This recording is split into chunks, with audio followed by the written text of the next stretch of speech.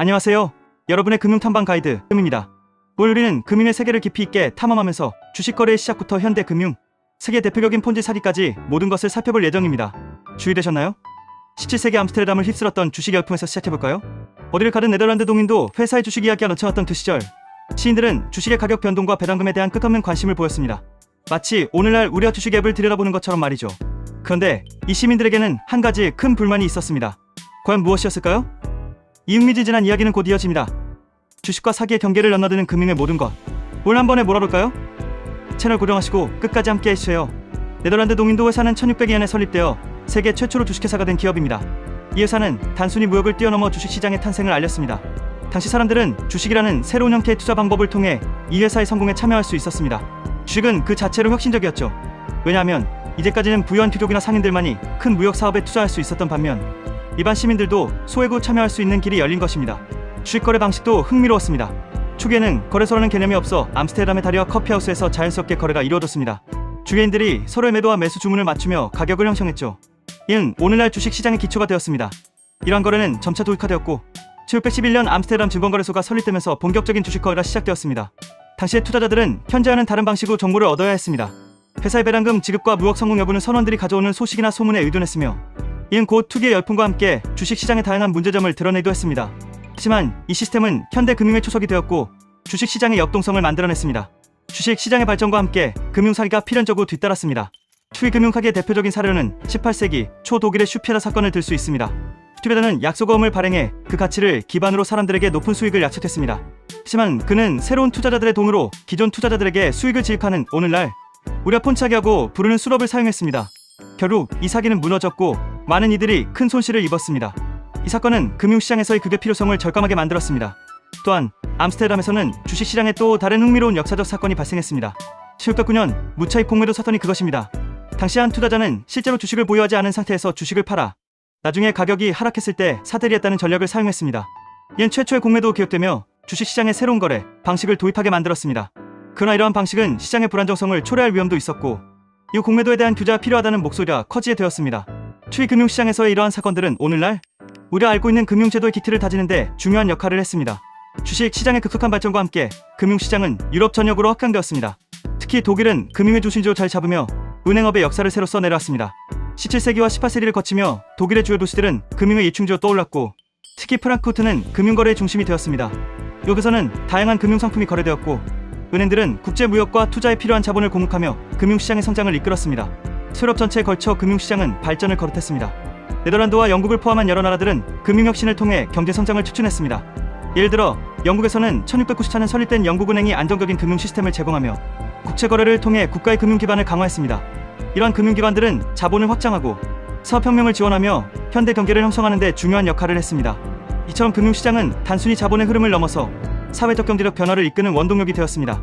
금융의 확장과 발달은 국가 간의 경계를 넘어 세계 경제의 연결을 촉진하는 데 기여했고 이는 오늘날 우리가 경험하는 글로벌 금융 시스템의 기초가 되었습니다. 이러한 역사적 맥락 속에서 우리는 금융시장의 중요성과 그 영향력을 다시 생각해 볼 수 있습니다. 금융시장의 발달은 자본주의 경제의 번영을 가져왔지만 반대편에서는 공산주의 경제의 한계가 드러나기 시작했습니다. 특히 동독의 경제정책은 그 한계를 여실히 보여줍니다. 동독은 계획경제체제를 채택했지만 이는 곧 경제 성장을 제한하는 걸림돌이 되었습니다. 중앙에서 모든 경제활동을 계획하고 통제하려는 시도는 생산의 비효율성을 초래했고 투자 수요에 민첩하게 대응할 수 없었습니다. 동독의 경제정책 실패는 그들이 직면한 여러 문제들로부터 기인했습니다. 예를 들어 자원의 비효율적 배분과 기술혁신의 저해는 경제성장을 둔화시켰습니다. 또한 정치적 이념에 따라 경제가 운영되면서 시장의 자연스러운 균형이 무시되었고 이는 물자 부족과 품질 저하로 이어졌습니다. 투자자들은 제한된 상품과 서비스를 선택해야 했고 이는 사회적 불만을 증폭시켰습니다. 계획경제와 시장의 불균형은 공산주의 경제체제의 근본적인 문제점을 드러냈습니다. 시장의 자율성 없이 중앙 계획만으로 경제를 운영하려는 시도는 결국 실패로 귀결되었고 이는 공산주의 국가들이 시장 경제 요소를 점진적으로 받아들이게 만드는 계기가 되었습니다. 이러한 역사적 교훈은 경제 시스템 설계에 있어 시장의 역할과 균형의 중요성을 다시 한번 강조하게 됩니다. 금융시장의 발전과 한계는 역사 속 다양한 사건들에서 더욱 두드러집니다. 스페인 왕실의 금과 금융위기는 그 대표적인 예입니다. 17세기 스페인은 아메리카 대륙에서 막대한 양의 금과 은을 수입했지만 이로 인해 오히려 경제의 불균형을 초래했습니다. 막대한 금은 왕실의 부를 일시적으로 증대시켰지만 그 부를 효과적으로 관리하지 못하면서 인플레이션이 치솟고 경제는 불안정해졌습니다. 결국 스페인은 금융위기를 맞이하게 되었고 이는 왕실의 재정적 파산으로 이어졌습니다. 한편 19세기 러시아는 경제 팽창기를 맞이하며 외국 자본을 적극적으로 유치했습니다. 석화와 철도 건설에 대한 투자는 러시아 경제를 급속히 성장시켰지만 도시의 외국 자본 의존도가 높아지는 결과를 낳았습니다. 러시아는 프랑스와 영국 등 강대국으로부터 대규모 차관을 받아들였고 이젠 경제 발전을 가속화하는 데 기여했습니다. 그러나 외국 자본의 지나친 의존은 경제의 자주성을 약화시켰고 정치적 불안정과 맞물리며 이후 러시아 혁명의 배경 중 하나로 자리 잡았습니다. 이처럼 역사 속 금융 사건들은 국가의 경제, 정책과 외부 요인들이 어떻게 결합되어 변화와 위기를 초래할 수 있는지를 보여줍니다. 이러한 사례들은 현대 금융 시스템 설계에 있어 신중한 자본 관리와 국제관계의 중요성을 시사합니다. 역사 속 금융과 경제의 흐름은 때때로 정치적 체제와 밀접하게 얽혀 있습니다. 특히 나치 독일 시대는 이러한 상호작용의 극단적인 예를 제공합니다. 이 시기의 기업들은 나치 체제와 다양한 방식으로 얽히게 되었고 그 중에서도 보쉬와 폭스바겐은 두드러진 사례입니다. 보쉬는 나치 시대의 군수품 생산에 참여하며 성장했습니다. 이 회사는 당시 독일의 군사력 강화를 위한 주요 부품을 공급하며 경제적 이익을 얻었습니다. 이러한 배경은 보쉬가 이후 세계적인 전자 및 기술 기업으로 성장하는 발판이 되었지만 도시에 나치와 협력에 대한 윤리적 논란을 남겼습니다. 폭스바겐 또한 나치 시대에 그 기원을 두고 있습니다. 나치는 대중차 보급을 통해 국민의 생활 수준을 높이겠다는 명분으로 폭스바겐을 설립했으며 이엔 국민차라는 의미를 담고 있습니다. 폭스바겐은 전쟁 중 군용 차량을 생산하면서 급속히 성장했지만 그 과정에서 강제 노동을 활용했다는 비판을 받았습니다. 나치 시대의 이러한 경제활동은 기업들이 정치적 이념과 교적 이익 사이에서 어떻게 균형을 잡을 것인가에 대한 복잡한 윤리적 질문을 제기합니다. 이는 현대 기업들이 사회적 책임을 다하고 윤리적 기준을 준수하는 것이 얼마나 중요한지를 다시 일깨워줍니다. 이러한 역사적 맥락은 기업 경영에 있어 윤리와 책임의 중요성을 강조하게 됩니다. 나치 시대라 막을 내린 후 독일은 폐허 속에서 경제를 재건해야 했습니다. 주 독일의 경제 회복은 라인강의 기적으로 불리는 경제 기적을 이뤄냈습니다. 이 놀라운 회복의 배경에는 몇 가지 핵심 요소가 있었습니다. 그중 하나가 1948년의 화폐 개혁이었습니다. 이 개혁은 독일 경제의 새로운 출발점이 되었고 기존의 화폐를 대체하여 경제의 안정을 도모했습니다. 화폐 개혁은 단순히 화폐 교체에 그치지 않고 경제 규모를 계획하는 계기가 되었습니다. 세운 독일 마크는 신뢰성을 회복하며 인플레이션을 억제하고 경제활동을 촉진했습니다. 이렇게 안정된 화폐 시스템은 기업들의 투자를 촉진하고 수료자들의 구매력을 회복시키는 데 큰 역할을 했습니다. 또한 미국의 마셜 플랜에 힘입어 독일은 필요한 자본과 자원을 확보할 수 있었습니다. 이러한 일련의 조치들은 독일 경제가 빠르게 성장할 수 있는 토대를 마련했습니다. 산업 생산은 급속히 증가했고 수출 시장도 확대되었습니다. 이렇게 독일은 전쟁의 상흔을 딛고 일어나 유럽의 경제 강국으로 자리 잡게 되었습니다. 주 경제 회복과 변화는 국가 경제가 위기를 극복하고 번영을 달성하는 데 있어 구적 개혁과 국제적 지원이 어떻게 중요한 역할을 할 수 있는지를 잘 보여주는 사례입니다. 주 독일의 경제 기력을 이해하기 위해서는 중세 유럽의 경제와 상업적 혁신을 살펴볼 필요가 있습니다. 주대 시에는 오늘날의 경제 구도의 기초를 형성한 시기였습니다. 당시 기대 부상은 경제활동과 도시화에 큰 영향을 미쳤습니다. 기대는 상인과 장인들이 협력하여 만든 조직으로 품질 관리와 가격 조정 등을 통해 시장을 안정시켰습니다.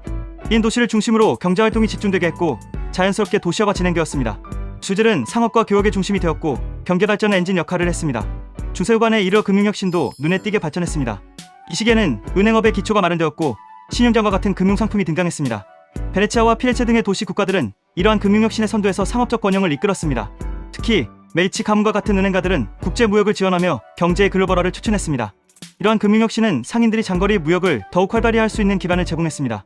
중세 경제와 상업적 혁신은 현대 경제의 기틀을 마련하고 서파와 글로벌화로 이어지는 발전의 초석이 되었습니다. 이 시기의 경험은 경제 발전에 있어 혁신과 제도의 중요성을 일깨우며 오늘날에도 경제적 성장과 번영을 위한 지침이 될 수 있습니다. 오늘 우리는 주식 시장의 시작부터 금융, 사기, 그리고 경제 회복과 중세의 상업적 혁신까지 다양한 금융 역사 속 이야기를 탐구했습니다. 네덜란드 동인도 회사의 주식 거래 방식에서부터 폰지 사기의 교훈, 그리고 나치 시대의 기업과 윤리적 딜레마까지 금융의 역사는 현재 우리의 경제 시스템에 큰 영향을 미쳤습니다. 이러한 역사적 사건들은 경제적 변화와 혁신이 어떻게 국가와 기업, 개인의 미래를 형성하는지를 잘 보여줍니다. 여러분의 금융 지식을 넓히는데 이 영상이 도움이 되었다면 구독과 좋아요 부탁드립니다. 감사합니다.